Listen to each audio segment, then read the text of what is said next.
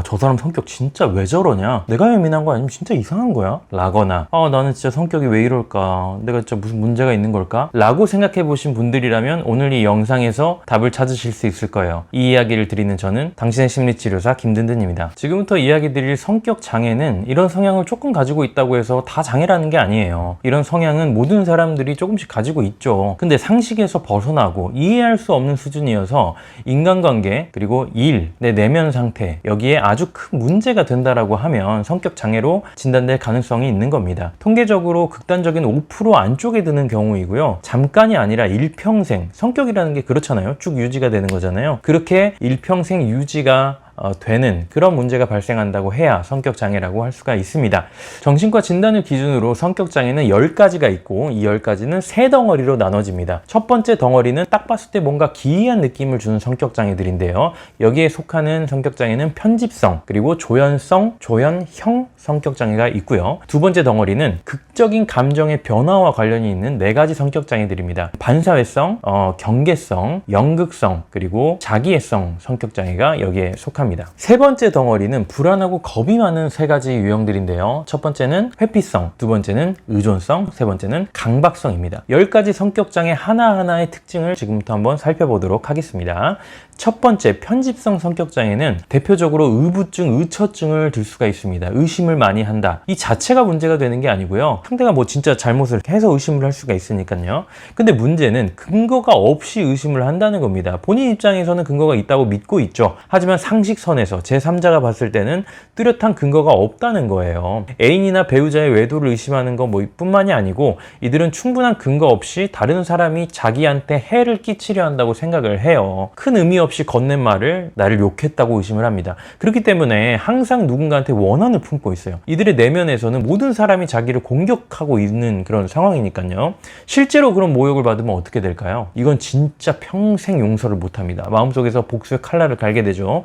그리고 자신에 대한 정보를 드러내는 것에 지나치게 조심을 해요. 왜냐하면은 그 정보가 어느 순간에 나한테 불리하게 나를 모함하고 그런데 작용될 수 있다는 생각을 하고 있는 거죠. 누군가가 자기한테 해를 끼치려 한다는 생각이 사로잡혀서 고통스러운 삶을 살고 있는 분들, 편집성 성격장애라고 할 수가 있습니다. 두 번째, 조현성 성격장애는요, 인간관계에 전혀 관심이 없는 성격이에요. 심지어 가족조차도요. 인간관계를 많이 맺지 않는 건 회피성이랑 비슷할 수가 있는데, 회피성의 욕구는 있는데 내가 다른 사람을 만나고 싶고 친하게 지내고 싶은 마음은 있는데 관계를 못 맺는 것인 반면, 이 조현성 성격장애를 가진 분들은 욕구 자체가 없는 것처럼 보여요. 항상 혼자서 뭘 하려고 합니다. 심지어는 인간의 본능이라고 생각되는 다른 사람과의 성적인 행위에 대한 관심도 거의 없어요. 인간관계뿐만 아니고 모든 일에서 즐거움이라는 거를 느끼려고 하지를 않습니다. 사람의 관심이 없다 보니까 욕을 해도 관심이 없고 칭찬을 해도 반응이 없어요. 그리고 감정 표현 자체가 극도로 적습니다. 분노도 표현하지 못하는데 심지어 직접적으로 도발을 해도 화를 내지 않기 때문에 저 사람은 진짜 감정이 없는 사람인가 보다 이렇게 느껴져요. 조현성 성격장애는 타인과 관계를 맺는 거에 대한 관심 자체가 없는 유형이라고 할 수가 있겠죠. 뭐 다른 그 인격 장애들처럼 피해나 뭐 불편함을 주지는 않지만 인간관계와 감정이라고 하는 자연스럽고 본능적인 부분들을 누리지 않고 평생 고립된 채로 살게 되는 그런 성격장애라고 할 수가 있겠죠. 세 번째는 조현형 성격장애인데요. 조현성이랑은 달라요. 조현성, 조현형. 겉으로 봤을 때 성격장애 중에 가장 이상하게 보이는 그런 행동이나 표현을 하는 성격장애입니다. 이상한 믿음이나 마술적인 사고 같은 거를 가지고 있을 수 있는데, 예를 들면 이런 거예요. 특정한 미신을 진심으로 믿는 경우, 그리고 내가 텔레파시를 쓸 수 있다 그렇게 믿는 경우, 그리고 천리안을 가지고 있어서 멀리서 누가 오는 것도 볼 수 있다고 믿고요. 그 다음에 다른 사람들이 내 감정을 직접 알 수 있다고 믿거나, 또는 내가 다른 사람의 마음을 직접 읽을 수 있다고 믿는 경우가 있습니다. 계속 같은 말을 반복하거나 듣는 사람은 뜻을 알기 어려운 그런 모호하고 지나치게 우회적이거나 은유적인 표현을 하기도 하고요. 언어 표현에 있어서는 감정 자체도 특이하게 좀 느끼는 편이에요. 예를 들면은 슬프다고 말을 하다가 갑자기 웃으면서 명랑이 드는 경우가 있을 수가 있죠. 그리고 특징 중에 하나가 관계사고라는 것이 있는데요. 겉으로 볼 때는 나랑 관계가 없는 거를 관계가 있다고 생각하는 거죠. 유명인이나 특정 단체와 관련이 있다고 보고 내가 그들에게 영향을 주고 있고 그들이 나와 상호작용을 하고 있다고 하는 그런 생각들을 하는 거죠. 외계인을 뭐 만나러 간다, 외계인과 텔레파시를 주고받고 있다, 이런 것들도 생각을 할 수가 있고요. 자, 네 번째, 반사회성 성격 성격장애는 사이코패스나 소시오패스라고 불리는 성격장애입니다. 거짓말과 조종, 다른 사람을 조종하는 거죠. 이런 것들이 특징이기 때문에 이들을 알아내고 진단하기가 어려운 경우가 많죠. 반복적으로 거짓말을 하고 심지어 가짜 이름을 사용하고 자기의 이익이나 쾌락을 위해서 서슴지 않고 사기를 칩니다. 법을 어기는 행동을 반복해서 감옥에 들어가는 경우도 많고요. 근데 감옥에 들어가지 않고 이런 행위들을 하는 경우도 있습니다. 엄청나게 충동적이어서 계획을 세우는 능력을 평생 갖지를 못해요.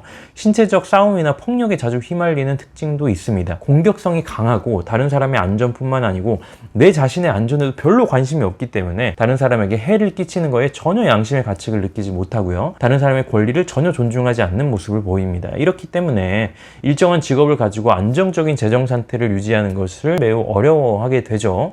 주변에 누군가가 소시오패스나 사이코패스라는 것을 알게 되면 관계를 개선하려는 노력을 하기보다는 일단 피해라, 이런 조언을 하는 이유가 바로 이런 반사회적 성격장애의 특성들 때문이라고 할 수가 있겠죠. 다섯 번째는 경계성 성격장애입니다. 버림받는 것에 대한 불안, 즉 유기불안이 공포 수준으로 작동하게 돼서 여러 가지 문제를 겪는 유형이죠. 버림받지 않기 위해 정말로 미친 듯이 노력을 합니다. 하지만 그런 노력들이 상대를 지치게 하고 질리게 하기 때문에 실제로 관계를 안정적으로 유지하는 데는 도움이 되지 않는 경우가 많아요. 인간관계에서 상대방에 대해서 극단적인 이상화와 평가절하를 왔다 갔다 하죠. 이게 뭔 말이냐면, 예를 들면은 경계성 내담자를 만날 때, 제가 상담사로서 만날 때 처음에는 상담자를 완전히 멋지고 막 완벽한 치료자로 이상화하다가 조금이라도 자기가 케어를 못 받는다는 느낌이 들면 엄청나게 형편없는 사람이라고 막 욕을 하고 이런 식이에요. 그러니까 나라는 사람의 느낌이 명확하게 느껴지지 않아서 어려움을 겪는 그런 것들이 많고요. 그렇기 때문에 뭐 술이나 마약, 과식, 부주의한 운전 막 이렇게 과속을 한다든지 그런 것들은 뭔가 당장 살아있는 느낌이나 짜릿함을 느낄 수 있지만 결과적으로 자기를 해할 수 있는 행동들이잖아요. 이런 행동들을 충동적으로 하는 경향이 있어요. 그리고 반복적인 자살 행동이나 자살 위협 등이 있는데 이걸로 인해서 실제로 생명을 잃는 경우도 뭐 10% 정도는 있기도 하지만 이들의 의도는 관계에서 버려지지 않기 위한 위협으로 이런 자살이나 자해를 사용하는 경우가 많습니다. 혼자 있는 걸 견디지 못하고요. 항상 누군가와 함께 있고 싶어 합니다. 내면에는 공허함을 자주 느끼고 분노를 조절하지 못하는 경우가 많죠. 너무나 안타까운 성격 장애의 대표적인 유형이라고 할 수가 있습니다. 여섯 번째는 연극성 성격 장애입니다. 과한 행동과 과한 감정 표현으로 관심을 끌려고 하는 유형이라고 할 수가 있죠.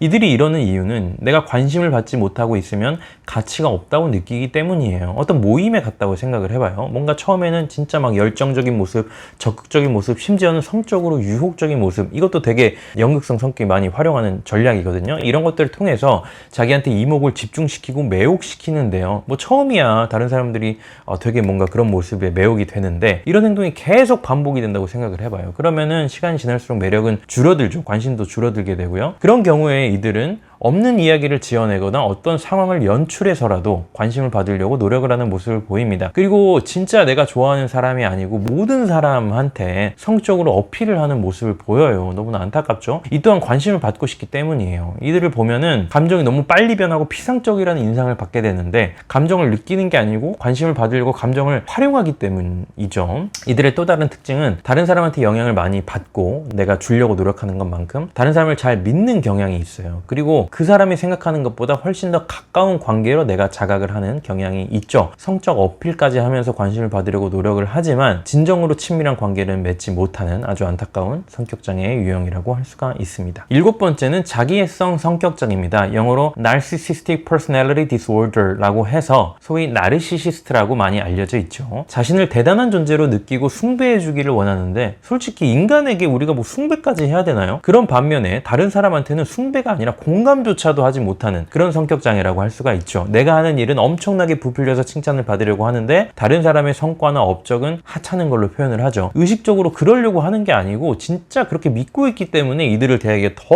어려워요. 이들은 이렇게 특별 대우를 받고 싶어 하는 이유가 뭐냐면은 자존감이 언제나 매우 연약하기 때문이에요. 이걸 알아야 그들을 이해하고 그들과 관계를 맺을 수가 있죠. 그런 칭찬이나 인정을 받지 못하면 자기의 내면 전체가 무너져 버리기 때문에 계속 대단하다는 잘했다는 인정으로 자기를 지탱하는 연료를 뭔가 수혈받아야 되는 거죠. 심지어 연인이나 부부관계를 맺을 때도 상대를 진심으로 사랑해서가 아니고 나의 목적에 도움이 되거나 나의 자존감을 높여줄 때만 사귀거나 결혼을 합니다. 그리고 이들은 다른 사람들이 자신을 생각하는 것 외에 그들만의, 그러니까 타인을 바라볼 때 그 사람이 그만의 감정과 욕구를 가지고 있다는 것을 깨닫지 못해요. 이게 이해가 안 되죠. 하지만 이들은 우리가 이해를 하지 못하는 그런 생각들을 하게 된다는 거예요. 이들을 상대하면 상대할수록 기분이 나빠지는 이유가 바로 여기에 있는 것 같습니다. 8번째는요, 회피성 성격장애입니다. 비판이나 거절을 당하는 것에 집착을 하는 나머지 인간관계를 거의 맺지 못하게 되어버리는 유형이라고 할 수가 있죠. 이들이 친밀한 관계를 맺을 능력이 없는 거는 아니에요. 뭐 이들도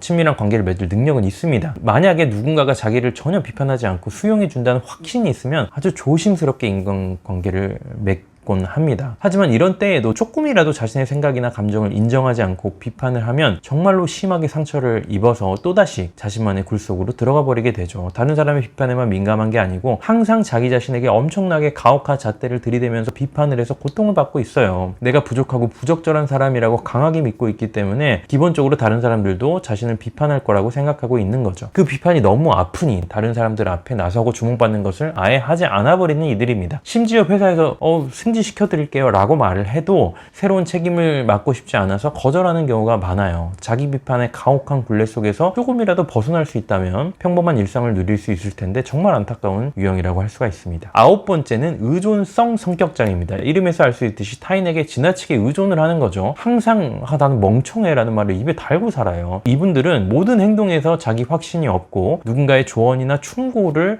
구하고 있죠. 심지어 아침에 나갈 때 뭘 입을지, 우산을 가지고 갈지 말지조차도 물어봅니다. 어른이 되어서도 자기가 어디에 살아야 되고 어떤 직업을 가져야 되고 어떤 친구를 사귀어야 하는지조차 스스로 결정을 하지 못하고 부모님이나 배우자한테 물어보고 결정을 하죠. 나를 돌봐주고 칭찬해주는 것을 잃어버릴까봐 그게 무서워서 내가 의존하는 대상이라면 내가 다른 생각을 하고 있어도 그 의견을 표현하지 못하고요. 일이나 계획을 주도하거나 독립적으로 하는 거를 하지를 못합니다. 이분들은 자신이 부족하기 때문에 계속 평생 누군가가 자신을 도와줘야만 한다고 확신을 하고 있어요. 그리고 나를 돌봐주고 지지해주는 내가 의지하는 대상이 원하는 거라면 내가 하기 싫은 거, 불쾌한 거라도 기꺼이 해주려고 합니다. 왜냐면 그 돌봄을 잃고 싶지 않기 때문이죠. 심지어는 어디까지 하냐면 언어적 학대, 신체적 학대, 성적 학대 이런 것까지도 해주게 되는 거죠. 내가 혼자 주체적으로 뭔가를 해나가야 된다는 게 그만큼 무섭기 때문이에요. 친밀한 관계가 끝나면 예를 들면 뭐 애인이 있다가 헤어지면 바로 다음 의지할 대상을 찾아서 또 새로운 사람을 찾게 돼요. 내 인생의 주인으로 살아갈 힘을 잃어버린 안타까운 유형이라고 할 수가 있겠죠. 10번째 마지막은 강박성 성격 장애입니다. 항상 모든 것이 실수 없이 완벽해야 하는 유형이죠. 생각만 해도 답답하지 않으세요? 융통성, 개방성, 효율성 이딴 거는 개나 줘버려 이렇게 생각하고 정리정돈, 완벽, 통제에 지나치게 집착을 합니다.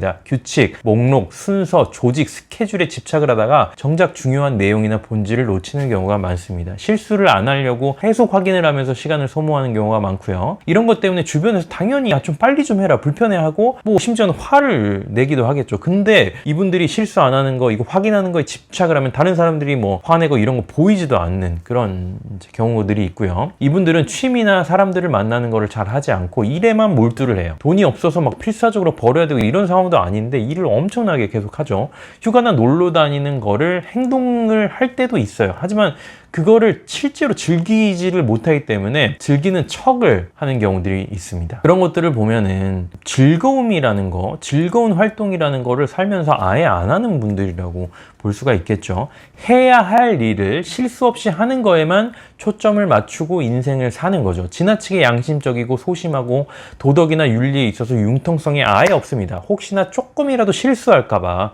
그리고 별 가치 없는 물건도 잘 버리지를 못하고요. 가진 돈에 비해서 매우 인색한 경우가 많고 실제 경제력보다 훨씬 더 낮은 라이프 스타일을 유지합니다. 나중에 혹시 무슨 일이 생길 거에 대한 대비를 하고 싶어 하기 때문이죠. 뭔가가 잘못되는 것에 대한 두려움, 그 상황을 피하기 위해서 인생 전체를 소모하는 안타까운 유형이라고 할 수가 있겠죠. 그러면 이런 성격 장애는 해결이 될까요? 뭐 치료가 되나요? 이렇게 궁금해하시는 분들이 있을 수 있는데요. 정신과 치료에서 약물의 도움으로 증상을 일부 완화할 수는 있지만 약물만으로는 성격이 변화하는 그런 수준의 치료는 어려운 것으로 봅니다. 현재까지 가장 효과가 있는 치료법은 정신분석 치료라고 알려져 있어요. 일단은 성격 장애를 가진 분들은 자신이 문제가 아닌 주변 사람들, 환경이 문제라고 생각을 하거든요. 왜냐면 성격이라는 거가 내가 가지고 있는 어떤 증상이 아니고 나 자체잖아요, 성격이라는 거는. 그러니까 내 자체가 문제가 있다는 걸 인정하기는 쉽지가 않죠.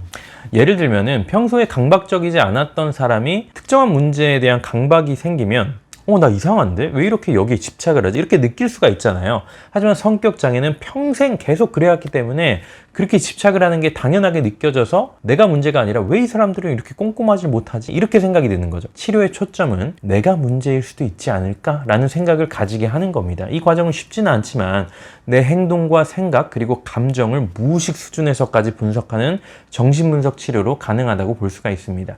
그리고 그런 자각이 이루어졌다면 내가 쓰고 있는 방어기제, 예를 들면은 의존성이라고 해볼게요. 그러면 내 스스로의 불완전함을 마주하지 않기 위해 나를 멍청한 사람으로 인식하고 의지할 대상을 찾는 것이 방어기제라고 할 수가 있잖아요. 이런 부분들을 더 나은 방어로 바꾸거나 방어기제가 없이 생활할 수 있도록 내 불완전함을 있는 그대로 받아들이게 도와드리는 것이 바로 치료의 방법이라고 할 수가 있습니다. 오늘은 10가지 유형의 성격 장애를 살펴봤는데요. 성격 장애 수준은 아니더라도 내가 어떤 방어기제를 너무나 경직되게 너무나 그것만 이렇게 사용하고 있는지 한번 생각을 해보시고 그 부분을 개선하기 위해 노력한다면 지금보다 훨씬 더 삶을 풍성하게 누릴 수 있지 않을까 하는 생각이 들고요. 주변 사람들 중에 불편했던 분들에 대한 이해를 더 깊이 할 수 있지 않을까 하는 생각이 드네요. 저는 다음에 여러분들에게 더 도움이 되는 내용을 가지고 찾아뵐게요. 다음에 또 만나요. 바이바이.